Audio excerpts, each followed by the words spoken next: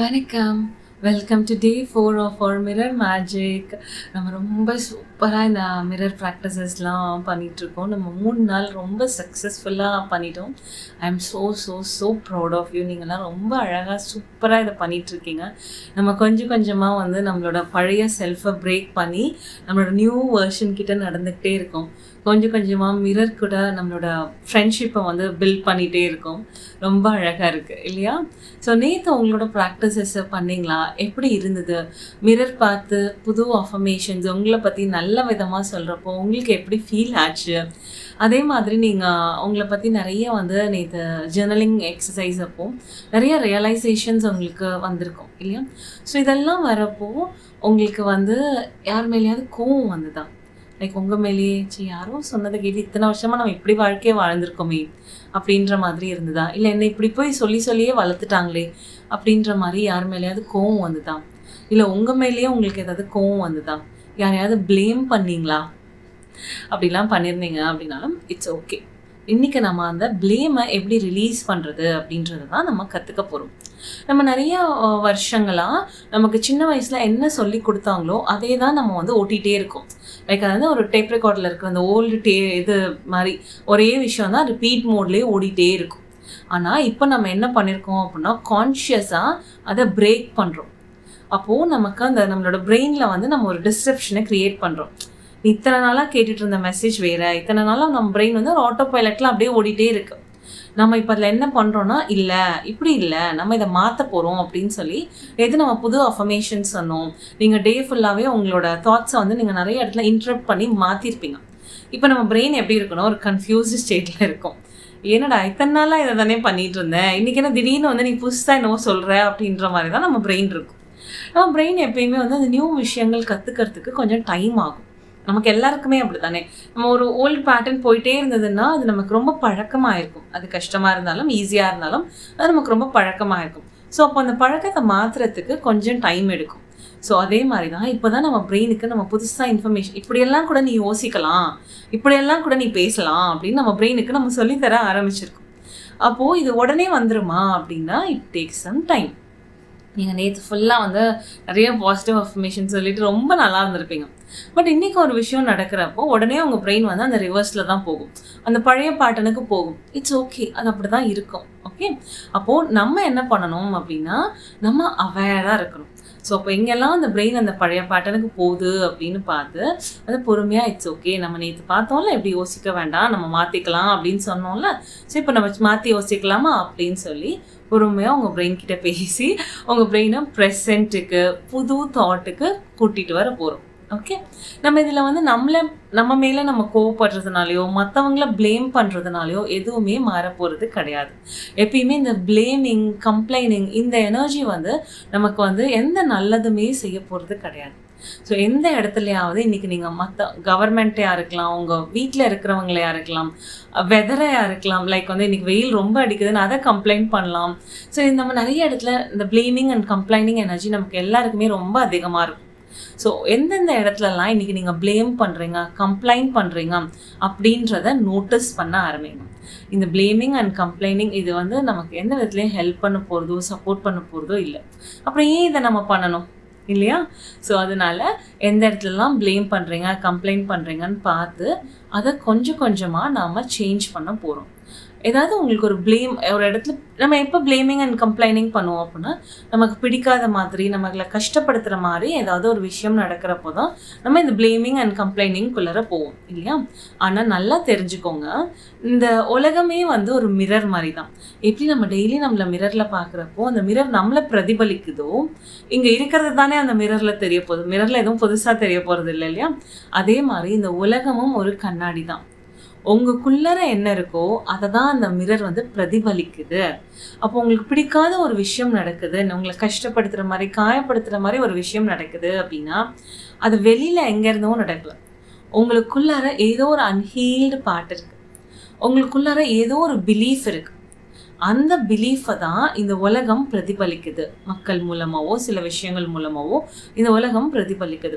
நீங்கள் நோட்டீஸ் பண்ணியிருப்பீங்க இல்லையா? அதாவது சில பேர் இருப்பாங்க உங்கள் லைஃப்பில், அவங்க மற்ற எல்லார்கிட்டையும் ரொம்ப நல்லா இருப்பாங்க, ஆனால் உங்ககிட்ட மட்டும் ஒரு மாதிரி சிடிச்சிடுன்னு இருக்கிறது, இல்லை ஒரு மாதிரி கோவப்படுறது, இல்லை உங்களுக்கும் அவங்களுக்கும் செட் ஆகாத மாதிரி இருக்கும். இவங்க எல்லார்ட்டையும் நல்லா இருக்காங்க, எனக்குன்னு என்கிட்ட வர்றப்போ மட்டும் இப்படி பண்ணுறாங்க அப்படின்ற மாதிரி நம்ம யோசிச்சிருக்கோம் இல்லையா? அப்போது எல்லார்கிட்டையும் நல்லா இருக்கவங்க என்கிட்ட மட்டும் இப்படி இருக்காங்க அப்படின்னா, அப்போது வந்து இந்த இடத்துல ஒரு இம்பேலன்ஸ் அவங்கக்கிட்டையா என்கிட்டயா? சரியா? இது நம்ம மேலே தப்பு அப்படின்றது கிடையாது. ஆனால் எல்லாருமே நமக்குள்ளார இருக்கிற ஏதோ ஒன்றை ரிஃப்ளெக்ட் பண்ணுறாங்க. நம்ம இந்த உலகத்தில் பார்க்குற எல்லா மனுஷங்களும் சரி, நம்மளோட லைஃப்பில் இருக்க எல்லா சுச்சுவேஷன்ஸும் சரி, கண்ணாடி மட்டும்தான். அப்போ அந்த கண்ணாடி மேலே கோவப்பட்டு அந்த கண்ணாடி மேலே திட்டி அதை புலம்பி என்ன பிரயோஜனம் இல்லையா? அப்போது நம்ம உண்மையாக கேட்க வேண்டிய விஷயம் என்ன அப்படின்னா, நான் என்கிட்ட என்ன மாற்றினா என்னோட சுச்சுவேஷன் மாறும், நான் எனக்குள்ளே இருக்கிற எந்த பார்ட்டை ஹீல் பண்ண அக்செப்ட் பண்ணேன் அப்படின்னா இந்த எக்ஸ்டர்னல் என்விரான்மெண்ட் மாறும் அப்படின்றது தான் சரியான கேள்வி. நம்ம சரியான கேள்விகள் கேட்க ஆரம்பித்தோம் அப்படின்னாலே நமக்கு தெளிவான சரியான பதில்கள் கிடைக்க ஆரம்பிக்கும். அப்போது இன்னைக்குலேருந்து எப்போல்லாம் உங்களுக்கு ஒரு விஷயம் கஷ்டமாக இருக்கும், எப்போல்லாம் உங்களுக்கு யார் மேலேயாவது கோவம் வருதோ, எப்போல்லாம் உங்களுக்கு பிடிக்காத விஷயங்கள் நடக்குதோ, அப்போல்லாம் என்ன கேட்கணும் அப்படின்னா, எனக்குள்ளார இருக்கிற எந்த பிலீஃபை இது பிரதிபலிக்குது, இந்த சிச்சுவேஷன் என்னை பற்றி எனக்கு என்ன சொல்லித்தர ட்ரை பண்ணுது, எனக்குள்ளார இருக்கிற எந்த அன்ஹீல்டு பார்ட் இந்த சிச்சுவேஷனையோ இந்த பீப்புளையோ என் லைஃப்பில் அட்ராக்ட் பண்ணியிருக்கு, நான் இதிலேருந்து என்ன கற்றுக்கணும், நான் என்ன எப்படி மாற்றிக்கிட்டா இந்த சிச்சுவேஷன் மாறும். இந்த மாதிரி கேள்வி கேட்க ஆரம்பிச்சிங்க அப்படின்னா உங்கள் லைஃப் ரொம்ப அழகாக மாறுறதை உங்களால் நிச்சயமாக பார்க்க முடியும்.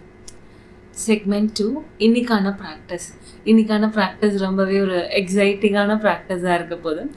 ஸோ நீங்கள் வழக்கம் போல் உங்களோட பாத்ரூம் மிரர் முன்னாடி உட்காந்துக்கோங்க ஆர் நின்றுக்கோங்க. உங்கள் கண்களை பாருங்கள், உங்களை அப்சர்வ் பண்ணுங்கள், ஒரு அழகான ஸ்மைல் பண்ணுங்கள் முடிஞ்சதுன்னா. அதுக்கப்புறம் உங்களோட நெத்தி இருக்கு இல்லையா? ஸோ நான் சொன்னேன் இல்லையா, நம்மளோட அந்த பழைய பிலீவ்ஸ் எல்லாம் இங்கே வந்து ஸ்டோர் ஆகிருக்கும் அப்படின்னு சொல்லிட்டு, இன்றைக்கி நம்ம என்ன பண்ண போகிறோம் அப்படின்னா அது சேஞ்ச் பண்ண போகிறோம் இல்லையா? ஸோ அப்போது உங்களோட நெத்தியில் ஜஸ்ட் வந்து இங்கே ஒரு பட்டன் இருக்க மாதிரி இமேஜின் பண்ணிக்கோங்க. ஜஸ்ட் கெட் க்ரியேட்டிவ் இல்லையா? அப்போது இங்கே ஒரு பட்டன் இருக்க மாதிரி இமேஜின் பண்ணிக்கோங்க. நீங்கள் இந்த பட்டனை ப்ரெஸ் பண்ணோன்னே லைக் வந்து நம்ம அந்த பழைய சிடி ட்ரைவ்லாம் இருக்கும் தெரியுமா? லைக் அந்த பட்டனை ப்ரெஸ் பண்ணோன்னே அந்த சிடி இது வந்து வெளியே வரும் இல்லையா? ஸோ அந்த மாதிரி நினச்சிக்கோங்க. இங்கே ஒரு பட்டனை ப்ரெஸ் பண்ணோன்னே உங்களோட அந்த ஓல்டு சிடி, நம்ம எல்லாம் ஸ்டோர் பண்ணி வச்சுருக்கிற அந்த பழைய பிலீவ்ஸு, பழைய தாட்ஸு, நம்மளை பற்றி நம்ம இருக்கக்கூடிய ஓல்டு இமேஜ், இது எல்லாமே வந்து அந்த சிடியில் வந்து வெளியே வருது. ஓகே, இப்போ அந்த சிடி அப்படியே எடுத்துட்டு நம்ம புதுசாக ரெக்கார்டிங் பண்ண போகிறோம் அப்படின்னு சொல்லிட்டு ஒரு புது சிடி ஒரு பென்ட்ரைவ், உங்களுக்கு எப்படி இமேஜின் பண்ண வசதியாக இருக்கோ அது மாதிரி, ஸோ ஒரு புது சிடி ஒரு பென்ட்ரைவை நீங்கள் வந்து இங்கே போடுறீங்க. ஓகேவா? இப்போ அந்த புது சிடி போட்டாச்சு. இப்போது இந்த புது சிடிக்கு நீங்கள் என்ன இன்ஃபர்மேஷன் கொடுக்கணும்னு ஆசைப்படுறீங்களோ அது சொல்லுங்கள். ஐ ஆம் லவபிள், என்னை எல்லாருக்கும் ரொம்ப பிடிக்கும், எனக்கு வாழ்க்கையில் நல்லது மட்டுமே தான் நடக்கும், நான் என்னோட பழைய பிலீவ்ஸ் எல்லாம் ரிலீஸ் பண்ணுறதுக்கு தயாராக இருக்கேன், எனக்குள்ளார இருக்கிற கோவம், வலி, பெயின், ஹர்ட் இது எல்லாத்தையும் நான் ரிலீஸ் பண்ணுறதுக்கு தயாராக இருக்கேன், கில்ட்டு, ஷேம் இது எல்லாத்தையும் ரிலீஸ் பண்ணிவிட்டு ஒரு ஹாப்பியான பர்சனாக இருக்கிறதுக்கு நான் தயாராக இருக்கேன். I deserve happiness, I deserve peace, I love and accept my self, I am lovable, I deserve love.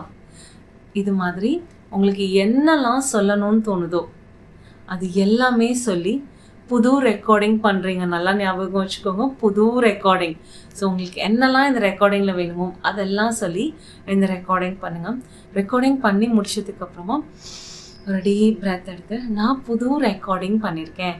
So என் பிரெயினுக்கு இப்போ நம்ம ஓல்டு பேட்டர்ன்ஸு, ஓல்டு பிலீவ்ஸ் எல்லாம் எடுத்துகிட்டு புதுசு கொண்டு வந்திருக்கோன்றத ஞாபகம் வச்சுக்கோங்க. எப்போல்லாம் இன்றைக்கி நீங்கள் மிரரை பார்க்குறீங்களோ அப்போல்லாம் இந்த புது சிடியை ப்ளே பண்ணுங்கள். இந்த புது சிடி எவ்வளோக்கு எவ்வளோ அதிகமாக ஓடுதோ அந்த அளவுக்கு சீக்கிரமாக உங்கள் லைஃப்பில் மாற்றம் வரும். இந்த புது சிடியை நிறைய டைம் ஓட்டி விடுங்க இன்றைக்கி ஃபுல்லாகவே. என்னோட ஜேர்னலிங் ப்ராக்டிஸ் இது ரொம்ப ஒரு பவர்ஃபுல்லான ப்ராக்டிஸ், கொஞ்சம் டைம் எடுக்கவும் செய்யும். ஸோ இதுக்காக ஒரு 20 minutes அது குறைஞ்சது ஒதுக்கிக்கோங்க. அப்போ தான் நீங்கள் ஃப்ரீயாக ரிலாக்ஸ்டாக இந்த ப்ராக்டிஸ் பண்ண முடியும்.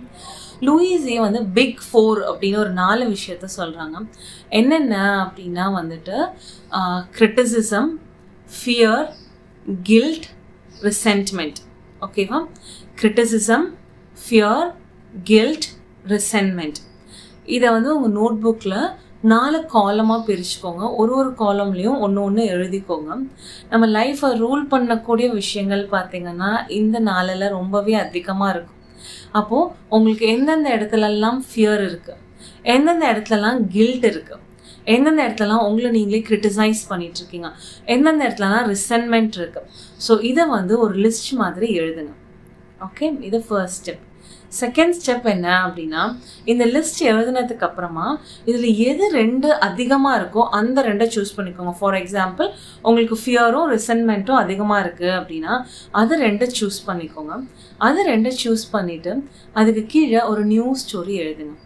நான் இந்த ஃபியரையும் இந்த ரிசென்ட்மெண்ட்டையும் ரிலீஸ் பண்ணுறதுக்கு தயாராக இருக்கேன், இதை நான் லெட் கோ பண்ணுறதுக்கு தயாராக இருக்கேன். நிறைய நேரங்களில் நமக்கு இதை எப்படி லெட் கோ பண்ணணும், எப்படி ரிலீஸ் பண்ணணும் அப்படின்னு தெரியாது இல்லையா? It's okay. ஆனால் நீங்கள் அதை ரிலீஸ் பண்ணுறதுக்கு தயாராக இருக்கேன், I am willing to release அப்படின்னு சொல்கிறீங்க இல்லையா? அப்போவே உங்களுக்கு அதை ரிலீஸ் பண்ணுறதுக்கான ஆப்பர்ச்சுனிட்டிஸ் வர ஆரம்பிக்கும். ஸோ அதனால் நீங்கள் உங்களோட டெசிஷன், உங்களோட வில்லிங்னஸ், உங்களோட சாய்ஸ் தான் இங்கே ரொம்ப முக்கியம். ஸோ அதுக்கு கீழே I'm ready to release this. I'm willing to release the resentment or pain or வந்து guilt, fear அப்படின்றத பெருசாக போல்டாக எழுதுங்க.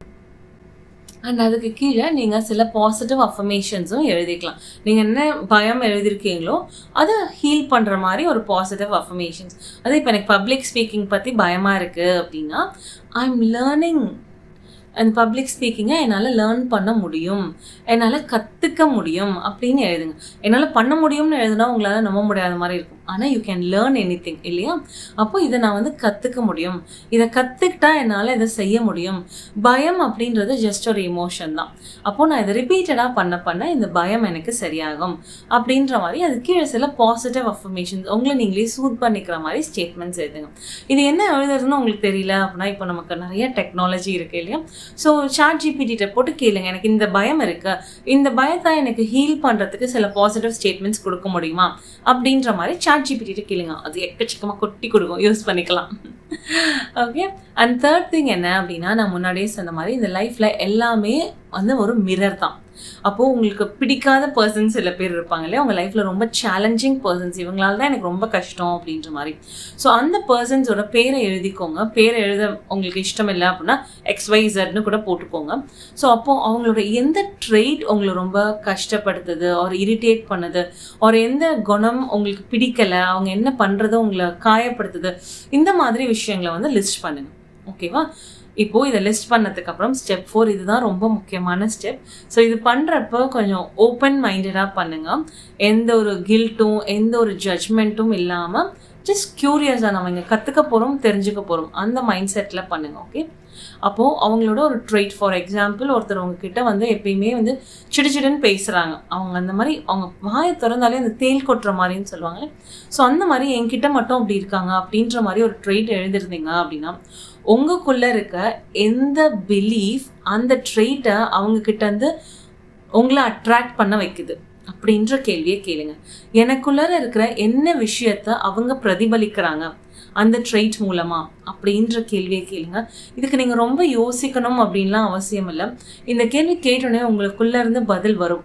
அந்த பதிலை எந்த ஜட்ஜ்மெண்ட்டும் இல்லாமல் எந்த ஒரு கிரிட்டிசிசமும் இல்லாமல் எழுதி வைங்க. இதை நம்ம ரிலீஸ் பண்ணலாம் பொறுமையாக. ஓகே. ஸோ ஜஸ்ட் இன்னைக்கான ஜர்னலிங் எக்ஸசைஸ் கொஞ்சம் டீப்பாக போகிறோம். ஸோ ரிலாக்ஸ்டாக உட்காந்து பொறுமையாக பண்ணுங்கள். இன்றைக்கான தாட் அண்ட் அஃபர்மேஷன், என்கிட்ட கொஞ்சம் நாளைக்கு முன்னாடி ஒரு கிளைண்ட் வந்தாங்க. அந்த கிளைண்ட்டுக்கு வந்து ஒரு க்ரானிக் இல்னஸ் இருந்தது. அதுக்காக தான் அவங்க மேஜராக அதை ஹீல் பண்ணுறதுக்காக தான் என்கிட்ட வந்திருந்தாங்க. ஸோ அப்போ நாங்கள் அதை ஹீல் பண்ணுறதுக்கு எங்களோட செஷன்ஸ் போகிறப்போ நாங்கள் பேசிகிட்டு இருந்தப்போ என்ன கண்டுபிடிச்சோம், ரொம்ப டீப்பாக உள்ளறப்போ என்ன கண்டுபிடிச்சோம், நமக்கு வர இல்னஸ், அதாவது ஃபிசிக்கல் டிசீஸ் எதுவுமே வந்து ஆக்சுவலாக டிசீஸ் கிடையாது. அது எல்லாமே வந்து நம்ம ஏதோ ஒரு இமோஷனோட மேனிஃபெஸ்டேஷன் தான். நம்ம ரொம்ப சப்ரெஸ் பண்ணி வச்சுருக்கிற ஒரு இமோஷனோட வெளிப்பாடு தான் அந்த டிசீஸாக இருக்கும். அப்போ நமக்கு இருக்கிற டிசீஸை நம்ம உண்மையாக நம்மளே க்யூர் பண்ணிக்க முடியும். அதுக்கான நிறைய பாசிபிலிட்டிஸ் இருக்குது. ஓகே. ஸோ அப்போ அவங்ககிட்ட அந்த இது பற்றி பேசிகிட்டு இருக்கிறப்போ என்ன கண்டுபிடிச்சோம் அப்படின்னா, அவங்களுக்கு அவங்களோட அம்மா மேலே நிறைய கோவம். ஸோ அப்போது அந்த கோவத்தை அவங்க எப்படி வெளிப்படுத்த முடியும்? அம்மாவை நேராக திட்ட முடியாது. ஏன்னா நம்ம தான் நல்ல பிள்ளையாக இருக்கணும்னு சொல்லி வளர்த்துருக்கோம்ல. நமக்கு யார் மேலேயாவது கோவம் இருக்குது அப்படின்னா நம்ம அதை எக்ஸ்ப்ரெஸ் பண்ணக்கூடாது. எக்ஸ்ப்ரெஸ் பண்ணால் நம்ம தப்பான ஆள் இல்லையா? ஸோ அப்போ அவங்களுக்கு அம்மா மேலே நிறைய கோவம் இருந்தது, நிறைய ரிசென்மெண்ட் இருந்தது. அப்போ அது என்ன ஆயிருக்கு அப்படின்னா, அவங்க என்ன நினச்சிருக்காங்க, அந்த இல்னஸ் ஏன் அவங்கள விட்டு போகவே இல்லை, நிறைய ட்ரீட்மெண்ட் எடுத்திருக்காங்க, ஆனால் எதுவுமே சரியாகலை. அப்போ உள்ளுக்குள்ளார என்ன அப்படின்னா, அவங்க இந்த மாதிரி உடம்பு சரியில்லாமல் இருக்கிறத பார்க்குறப்போ அவங்க அம்மா ரொம்ப வருத்தப்படுறாங்க. ஓகேவா? அப்போ இவங்களோட இன்னர் சைல்டுக்கு என்ன அப்படின்னா, அப்போ நான் உடம்பு சரியில்லாமல் பார்க்குறப்ப அம்மா கஷ்டப்படுறாங்க அப்படின்னா, அந்த உள்ளுக்குள்ளார இருக்கிற ஒரு பார்ட் என்ன நினச்சிருக்கு அப்படின்னா, it is a way of punishing her mother. அம்மா எனக்கு என்னெல்லாம் சின்ன வயசில் பண்ணியிருக்காங்க, என்னை ரொம்ப திட்டிருக்காங்க, அடிச்சிருக்காங்க, என்கிட்ட கோவமாக இருந்திருக்காங்க, என் கூட டைம் ஸ்பெண்ட் பண்ணலான்னு அந்த இன்னர் சைல்டுக்கு என்னெல்லாம் கோவம் இருந்ததோ அதெல்லாம் வந்து இந்த டிசீஸாக மேனிஃபெஸ்ட் ஆகிருக்கு. ஏன்னா இந்த டிசீஸை லெட் கோ பண்ணிட்டா அம்மா சந்தோஷமாக இருப்பாங்க. இந்த டிசீஸ் இல்லாமல் நான் சந்தோஷமாக இருக்கிறத பார்த்தா அம்மா சந்தோஷமாக இருப்பாங்க. ஆனால் அவங்க இந்த கிளைண்ட்டோட ஒரு பார்ட்டுக்கு அவங்க அம்மா கஷ்டப்படணும். ஏன்னா சின்ன வயசில் அவங்க கஷ்டப்பட்டுருக்காங்க இல்லையா, அதனால் அவங்க அம்மா கஷ்டப்படணும். ஸோ இந்த மாதிரி நம்ம இந்த ஒரு விஷயத்தை லெட் கோ பண்ணதுக்கு நாங்கள் ஒர்க் பண்ணோம். ஸோ அது அவங்க லெட் கோ பண்ணதுக்கப்புறம் அவங்களோட ஹீலிங் பயங்கர ஃபாஸ்ட்டாக இருந்தது. அவங்களோட ஹெல்த் வந்து பயங்கரமாக இம்ப்ரூவ் ஆக ஆரம்பிச்சுது. இது கேட்குறப்போ கொஞ்சம் வினோதமாக தெரியலாம் சில பேருக்கு, ஆனால் இதுதான் உண்மை. நம்மெல்லாம் நிறைய பேர் நிறைய விஷயங்களை இப்படி தான் ஹோல்ட் ஆன் பண்ணிகிட்ருக்கோம். நம்ம ரொம்ப சிம்பிள். அதாவது இப்போ நம்ம வீட்டில் ஒரு பிரச்சனை வருது, ஒரு சண்டை வருது அப்படின்னா சில பேர் சாப்பிடாமல் இருப்போம் இல்லையா? நம்ம சாப்பிடாம இருக்கப்ப என்ன நினைக்கிறோம், நம்ம கோவத்தை வெளிப்படுத்துறதுக்காக அது மாதிரி இருக்கும். ஏன் சாப்பிடாம இருக்கோம்? அப்போ நம்ம சாப்பிடாம இருந்தால் மற்றவங்க ஐயோ இவங்க சாப்பிடலையே அப்படின்னு நமக்காக வருத்தப்படுவாங்க. அப்போ நம்மளால டைரெக்டாக அவங்கள வந்து திட்டியோ பேசியோ பண்ண முடியல அப்படின்றப்போ நம்ம இன்டைரக்ட் வேஸை வந்து எடுப்போம். அந்த இன்டைரக்ட் வேஸ் மோஸ்ட்லி எப்படி இருக்கும் அப்படின்னா, நம்மளை காயப்படுத்துறது மூலமாக மற்றவங்கள கஷ்டப்படுத்துறதா இருக்கும். அப்போ இதில் ஃபஸ்ட்டு யார் அஃபெக்ட் ஆறா அப்படின்னா நம்ம தான். ஸோ இந்த மாதிரி தான் நம்ம நிறைய இடத்துல நம்மளோட கோவமாக இருக்கட்டும், நம்மளோட கில்ட்டாக இருக்கட்டும், நம்மளோட ஷேமாக இருக்கட்டும், அதை மறைக்கிறதுக்காக அது வேறு மாதிரி ப்ரொஜெக்ட் ஆகும். அப்போ உங்களோட லைஃப்பில் எந்தெந்த ஏரியாஸ்லலாம் நீங்கள் ஸ்ட்ரகிள் பண்ணிகிட்ருக்கீங்களோ அந்த ஏரியாஸ் எல்லாம் எடுத்து பாருங்கள். உண்மையிலேயே இங்கே நான் எதை ஹோல்ட் ஆன் பண்ணிகிட்ருக்கேன் அப்படின்ற கேள்வியை உங்களுக்கு நீங்களே கேளுங்க. ஏதாவது ஒரு கோவத்தினால இதை பண்ணுறேன்னா, உண்மையாக இங்கே நடக்கிற எதை நான் பார்க்கறதுக்கு அவாய்ட் பண்ணுறேன், எந்த விஷயத்த நான் அக்னாலேஜ் பண்ணுறதை தவிர்க்கிறேன், இது மூலமாக யாராவது காயப்படுவாங்களா, காயப்படணும்னு நான் நினச்சி இதை பண்ணுறேன்னா, என்னோட ஏதாவது கில்ட் ஒரு ஷேமோட வெளிப்பாடா இது அப்படின்ற மாதிரி உங்களுக்குள்ளார நிறைய கேள்விகள் கேளுங்க. இதெல்லாம் கொஞ்சம் ஹெவியாக இருக்கலாம் மேபி. ஸோ பொறுமையாக பண்ணுங்கள். இன்றைக்கே நீங்கள் எல்லாமே பண்ணணும் அவசியம் இல்லை. பட் ஜஸ்ட் இந்த ஒரு அவேர்னஸை கொண்டு வாங்க. ஏன்னா எப்போ நீங்கள் அவேர்னஸ் கொண்டு வரீங்களோ அப்போ நீங்கள் வந்து ரிலீஸ் பண்ண முடியும். அண்ட் எப்போ நீங்கள் ரிலீஸ் பண்ணுறதுக்கு தயாராக இருக்கேன்னு சொல்கிறீங்களோ அப்போ அதை ரிலீஸ் பண்ணுறதுக்கான ஆப்பர்ச்சுனிட்டிஸ் அவங்கள தேடி வரும். எப்படி நான் சொன்ன மாதிரி எல்லாமே இந்த உலகத்தில் ஒரு மிரர் தான் இல்லையா? அப்போ நான் ரிலீஸ் பண்ண தயாராகிட்டேன் அப்படின்னு எனக்குள்ளார நான் வந்து ஒரு முடிவு எடுத்தேன் அப்படின்னா இந்த உலகம் அதையும் பிரதிபலிக்கும். ஓகே. ஸோ இன்னைக்கான அஃபர்மேஷன் என்ன அப்படின்னு பார்த்தோம் அப்படின்னா, I let go of old limitations and believes. I let go and I am at peace. ரொம்ப முக்கியம் இல்லையா? ஸோ நம்ம எப்போ நிறைய விஷயங்களை லெட் கோ பண்ண ஆரம்பிக்கிறோமோ அப்போ நமக்குள்ளார நிறைய அமைதி வரும். எப்போ நமக்குள்ளார நிறைய அமைதி வருதோ அப்போ நம்ம வாழ்க்கை வந்து ரொம்ப மகிழ்ச்சியாக மாற ஆரம்பிக்கும். இது எல்லாமே உங்களால் பண்ண முடியும். பொறுமையாக எடுத்துகிட்டு போங்க. ஒன்றும் அவசரம் இல்லை. நம்மக்கிட்ட நிறைய டைம் இருக்குது. நம்ம சேர்ந்து இதை பண்ணலாம். நம்ம சக்ஸஸ்ஃபுல்லாக டே 4 கம்ப்ளீட் பண்ணியிருக்கோம். என்னோட ப்ராக்டிசஸ் எப்படி இருந்தது, இன்றைக்கி நம்ம இன்னும் கொஞ்சம் டீப்பாக போயிருக்கோம். ஸோ இன்றைக்கி அவங்கக்கிட்ட வந்து நிறையா அன்போடையும் கைண்ட்னஸோடையும் இந்த எக்ஸசைஸ் எல்லாம் பண்ணுங்கள். உங்களை நீங்கள் தயவு செஞ்சு ஜட்ஜ் பண்ணாதீங்க. ஒரு க்யூரியாசிட்டியோட என்னை பற்றி நான் தெரிஞ்சுக்க போகிறேன், எனக்குள்ளே என்னெல்லாம் இருக்கோ அதெல்லாம் நான் வெளியே கொண்டு வர போகிறேன், அதை நான் ஹீல் பண்ண போகிறேன் அப்படின்ற க்யூரியாசிட்டியோட மட்டும் இந்த எக்ஸசைஸ் எல்லாம் பண்ணுங்கள். உங்களுக்கு நிறைய நிறைய நிறைய லவ் அண்ட் ஹீலிங் சென்ட் பண்ணுறேன். ஸோ நீங்களும் உங்களுக்கு நிறைய லவ் அண்ட் ஹீலிங் கொடுங்க. நம்ம நாளைக்கு மீட் பண்ணலாம். தேங்க்யூ.